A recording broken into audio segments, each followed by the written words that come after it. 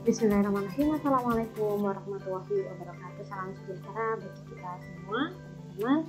Berjumpa kembali ya kita di mata kuliah bisnis internasional. Semoga semua masih dalam keadaan sehat ya dan bisa mengikuti perkuliahan dengan baik. Kali ini kita memasuki pertemuan ke-14 ya teman-teman. Yakni yang akan kita bahas terkait pemasaran internasional. Tentu saja teman-teman sudah tidak asing gitu ya terkait dengan bagaimana manajemen pemasaran ataupun marketing ya. Dalam bisnis internasional pun juga perlu kita konseptualisasikan, perlu kita pahami terkait dengan pemasaran internasional.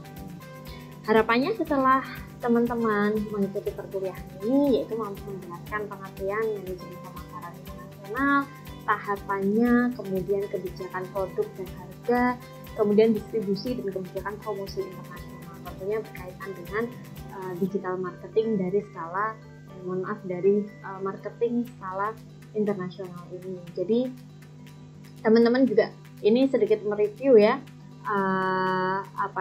kalau sudah mendapatkan mata kuliah marketing itu pasti paham, tinggal kita bisa menyesuaikan dalam skalanya yaitu skala global ya. Ini kita ambil contoh gitu ya, Unilever yang pada awalnya yaitu dalam sistem kios ya, pertama mereka itu hanya menjual satu produk, satu merek gitu, ternyata sekarang sudah bisa mengeluarkan banyak brand. Itulah dari cakupan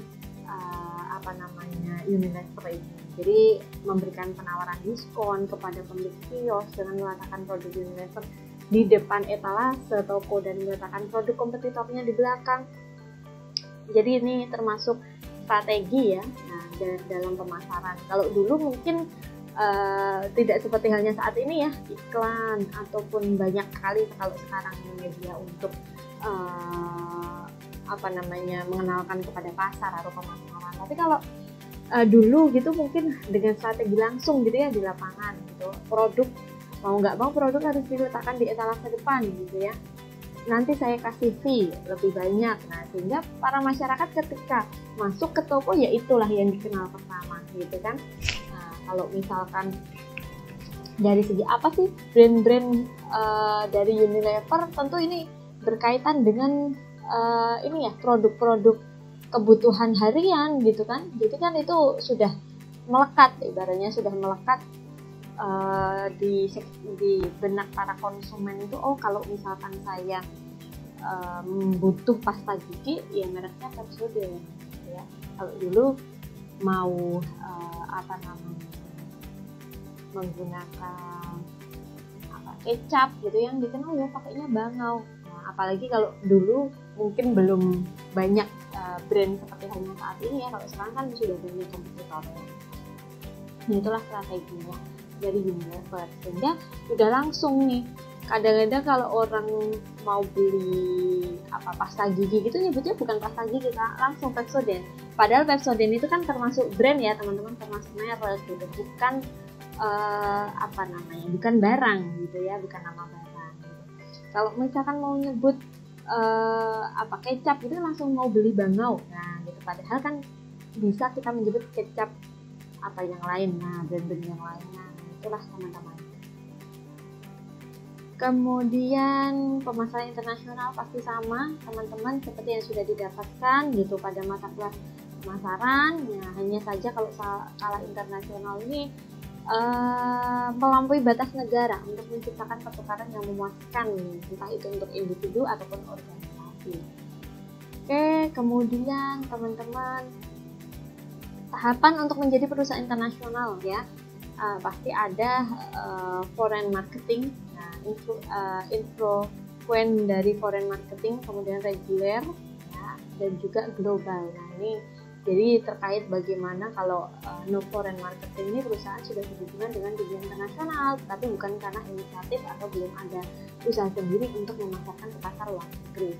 Ini produk perusahaan beredar di pasar internasional karena pesanan dari pasar luar negeri, karena memang mereka butuh gitu ya pelanggan asing datang ke perusahaan atau atas nama pihak dari eksportir ini.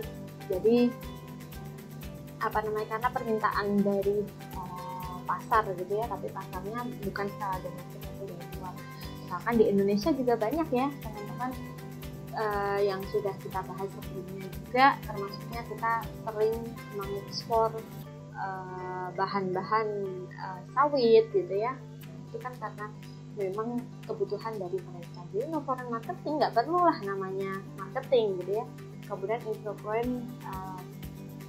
foreign marketing ini perusahaan mulai memasarkan diri ke pasar luar negeri, tapi hanya kalau mempunyai suatu produksi. Jadi kalau lagi banyak nih, kalau ibaratnya misalkan beras gitu ya, di Indonesia lagi berasnya itu proses panennya ternyata melampaui gitu ya, itu maka dilakukan ekspor ataupun diimprovkan jadi seperlunya saja gitu kan. Kalau regular foreign marketing pasti gitu kan, namanya ini perlu perencanaan. Kemudian global marketing juga pasti benar-benar terlibat gitu ya dalam dunia internasional secara global, dan tidak sebatas pemasaran saja, tapi juga merencanakan operasional dari segi produksi gitu.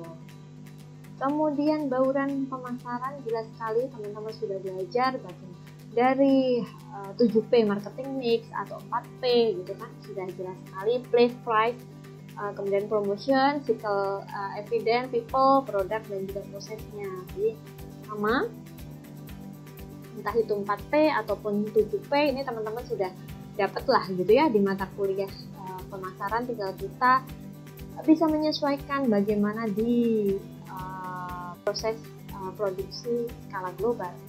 Kemudian standarisasi dan kustomisasi pemasaran internasional. Standarisasi ya pasti harus punya namanya standar ya, kemudian berfokus pada sisi biaya, jadi persamaan keuntungan gitu ya kan, bagaimana mengendalikan biaya keuntungan perusahaan gitu kan. Sedangkan kustomisasi ini berfokus pada pendapatannya dari persamaan keuntungan. Standarisasi fokus pada biaya, kustomisasi berfokus pada pendapatan. Nah, ini jelas teman-teman. Kemudian banyak perusahaan ya itu mereka sukses karena mengadopsi strategi secara global. Jadi walaupun itu perusahaan domestik gitu ya, mereka sudah memiliki strategi skala global. Jadi nggak perlu diragukan lagi ibaratnya gitu ya. Kalau misalkan nanti one day gitu ya, dalam jangka misalkan 2 tahun, 3 tahun ke depan itu sudah kita ingin mengenalkan ke negara lain, ya itu sudah gampang gitu kan, karena mereka sudah terbiasa dengan standarisasi dan kustomisasi yang ada. Nah, jadi selanjutnya pertimbangan perusahaan melakukan standarisasi produk. Kenapa sih ada efisiensi biaya tadi? Yaitu ya pasti adanya kekuatan legal, kemudian pengaruh dari kultural, dari budayanya, kemudian faktor ekonominya, kemudian merek produk tersebut. Nah, misalkan nih kayak Coca-Cola ya teman-teman, Diet Coke saat dijual di Amerika Utara, sedangkan mereka memberi nama produknya Coca-Cola Light saat dijual di negara lain. Jadi menyesuaikan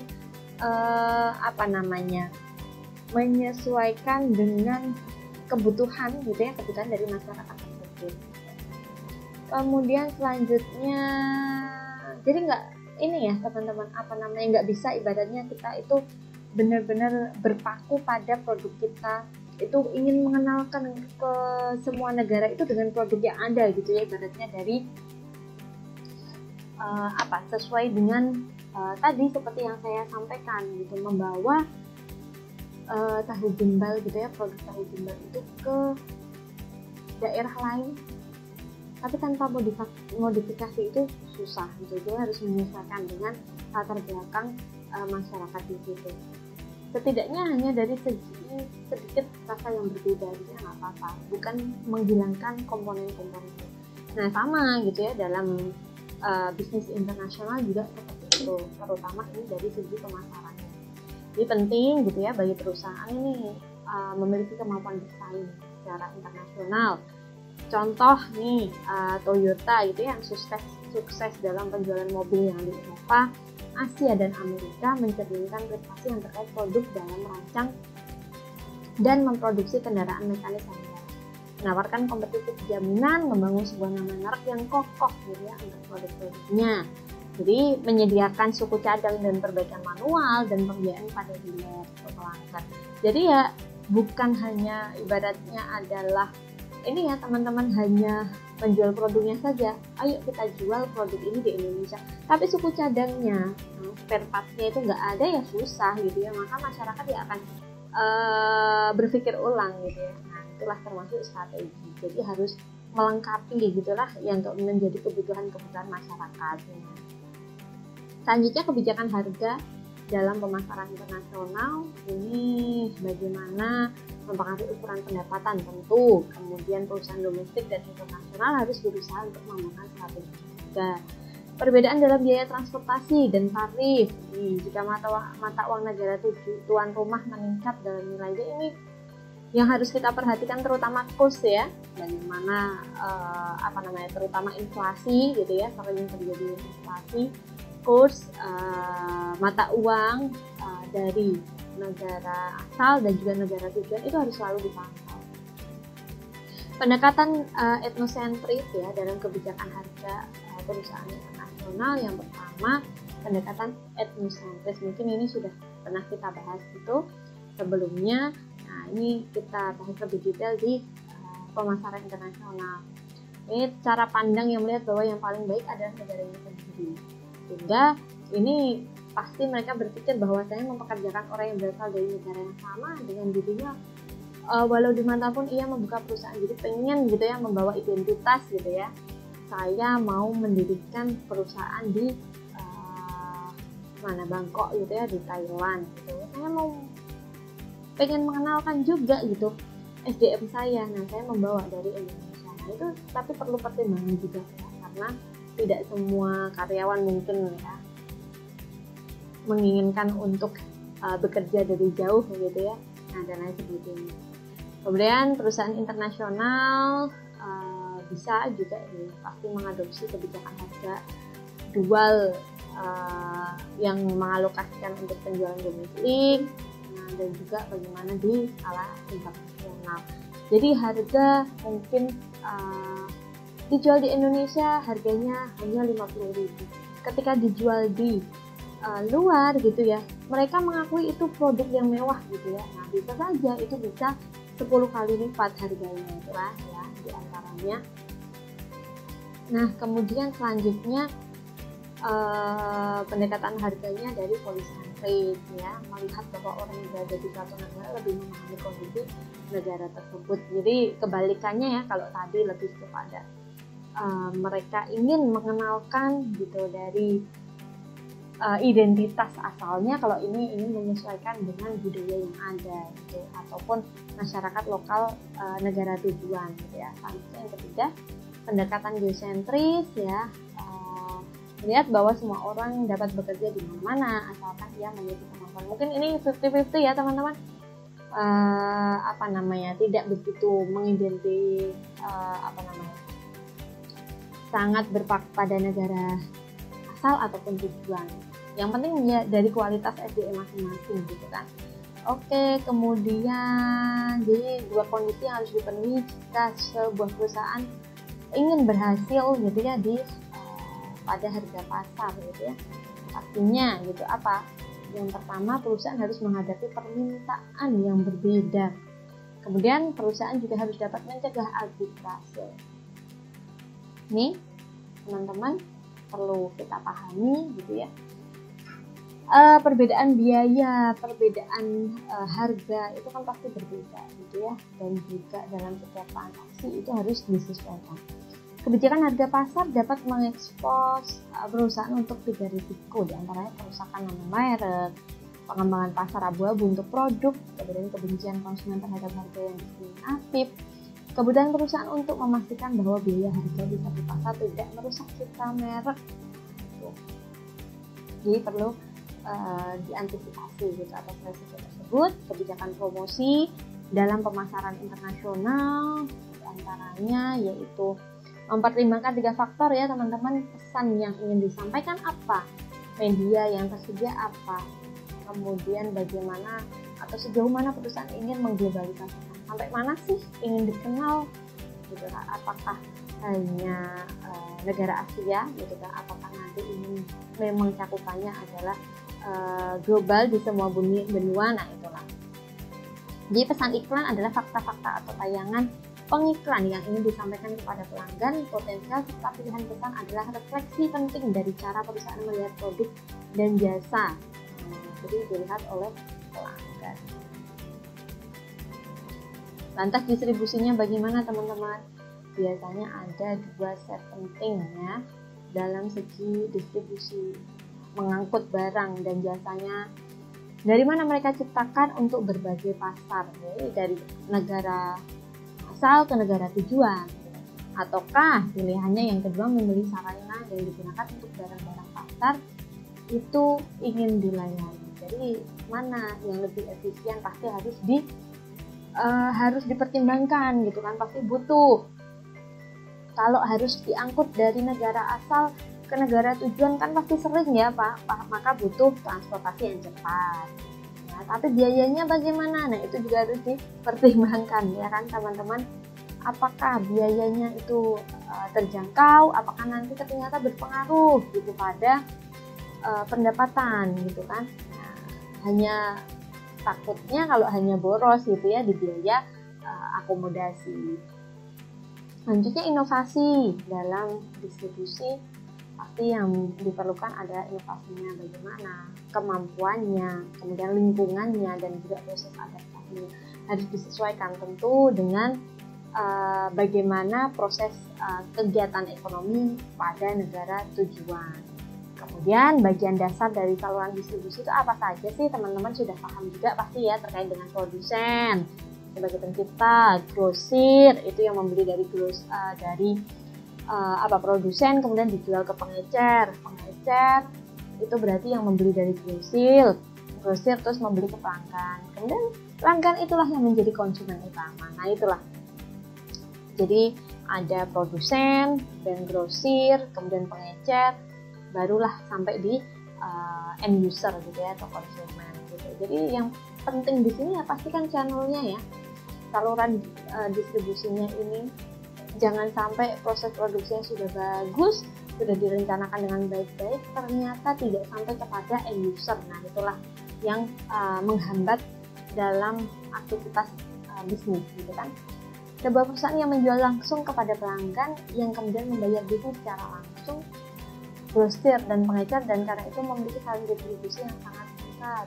Jadi kalau biasanya kan ada harga grosir gitu, nah itu kan karena dia langsung membelinya kepada produsen atau langsung membeli ke grosir gitu tanpa melalui pengecer. Pengecer itu kan biasanya di toko-toko, kios-kios itu sebagai pengecer gitu, dia sudah membeli banyak gitu ya, tetapi untuk dijual langsung gitu kepada masyarakat gitu. Sedangkan masyarakat mungkin kesulitan, tidak tahu produsennya itu di mana. Padahal kalau misalkan langsung dari produsen harganya lebih murah, tetapi tidak semua produsen itu menerima pembelian dari konsumen secara langsung gitu ya. Jadi harus diperhatikan juga bahwasanya perusahaan itu memiliki kebijakan ya untuk menyampaikan ke end user itu melalui tadi saluran distribusi yang sudah ditentukan gitu. Agar apa, sudah jadi dari perusahaan juga bisa fokus gitu dalam proses produksi saja tanpa